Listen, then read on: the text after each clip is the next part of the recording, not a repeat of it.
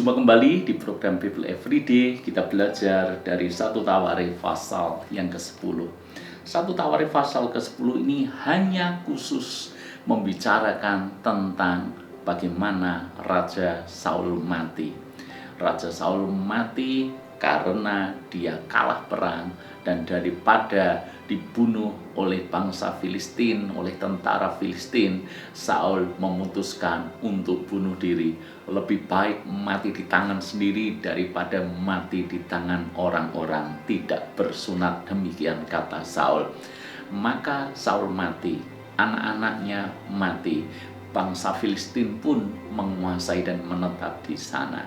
Yang menjadi pertanyaan, bagaimana mungkin Saul, sosok yang punya perawakan istimewa, cocok menjadi raja, gagah, dipilih Tuhan sendiri, disetujui dan didukung oleh seluruh rakyat Israel.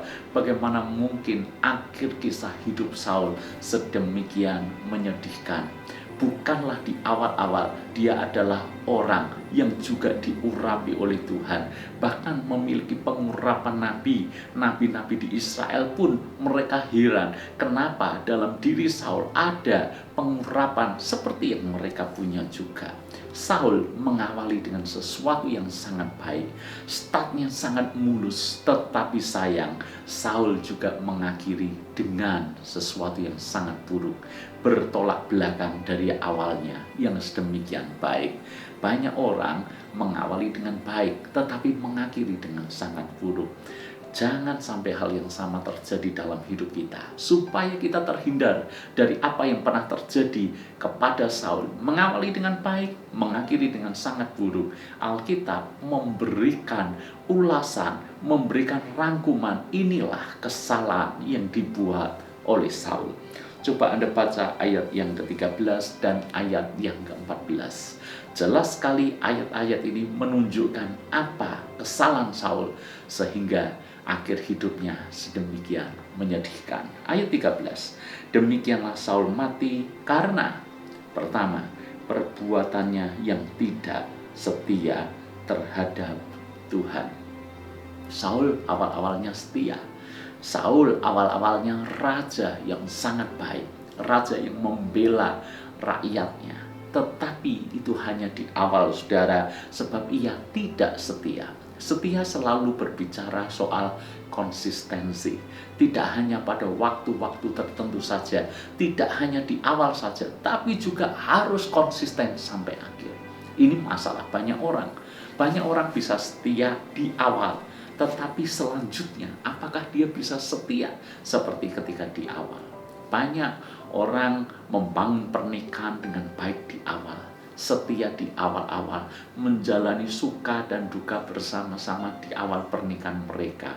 Tetapi tidak jarang mereka yang awalnya sedemikian baik dalam pernikahan, akhirnya di tengah jalan mulailah terjadi perselingkuhan.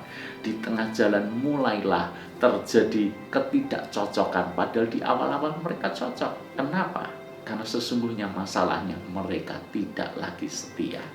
Dosa Saul yang membuat mereka atau membuat Saul mati dengan cara menyedihkan adalah ketidaksetiaan. Yang kedua, oleh karena ia tidak berpegang pada firman Tuhan dan juga karena ia telah meminta petunjuk dari arwah dan tidak meminta petunjuk Tuhan. Sebab itu Tuhan membunuh dia dan menyerahkan jabatan raja itu kepada Daud bin Isai. Hal yang kedua, harusnya minta petunjuk Tuhan. Tapi kenapa Saul justru minta kepada petunjuk daripada arwah? Arwah sesuatu yang mati. Arwah berbicara tentang kuasa kegelapan, berbicara tentang setan. Orang yang dipilih Allah, diurapi Allah, bagaimana mungkin justru minta petunjuk kepada setan? Bukankah harusnya minta petunjuk kepada Tuhan? Itulah yang menyedihkan hati Tuhan.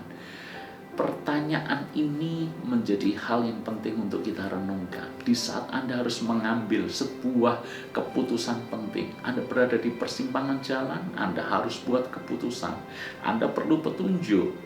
Kepada siapa Anda minta petunjuk? Seringkali tanpa disadari kita minta petunjuk kepada dunia. tidak salah untuk membuat pertimbangan. Tapi kalau Anda cari petunjuk hanya dari dunia, maka gampang sekali kita disesatkan dan salah jalan. Hal yang pertama yang mestinya harus kita buat setiap kali kita mengambil sebuah keputusan, minta petunjuk daripada Tuhan sendiri. Berdoa, kumpulkan itu kepada Tuhan, datang kepada pemimpin rohani Anda, minta pertimbangan. Itu cara-cara yang benar, saudara. Jangan sampai kita justru minta nasihat kepada orang dunia. Kalau kita berkata, kalau kita minta nasihat kepada orang fasik, maka jawaban fasiklah yang kita terima, dan kita pun akan melakukan hal-hal fasik seperti yang dilakukan oleh orang-orang fasik. Maka harusnya kita berdoa, kalau kita merasa butuh pertimbangan, cari pemimpin rohani yang punya integritas, yang bisa dipercaya, yang punya hikmat, dan itu bisa memberikan insight buat kita semuanya. Tapi kita belajar dari kegagalan Saul. Dia justru cari setan. Jangan berhubungan apalagi dengan kuasa kegelapan. Memang kuasa kegelapan dalam tanda kutip bisa berikan petunjuk kepada manusia, tetapi selalu petunjuk yang diberikan itu akan berakhir dengan maut. Banyak jalan yang disangka lurus, tetapi ujungnya membawa maut. Bukankah Amsal berkata demikian? Maka kegagalan Saul ini kiranya menjadi pelajaran penting bagi kita. Setialah kepada Tuhan dan carilah petunjuk Tuhan. Ikutilah ketetapan Tuhan dengan segenap hati. Maka apa yang Tuhan percayakan kepada kita semuanya pasti bisa terpelihara dengan baik pada akhirnya. Kita mengawali dengan baik dan kita akan mengakhiri juga dengan baik. Itulah kehidupan orang yang berkemenangan. Tuhan berkati.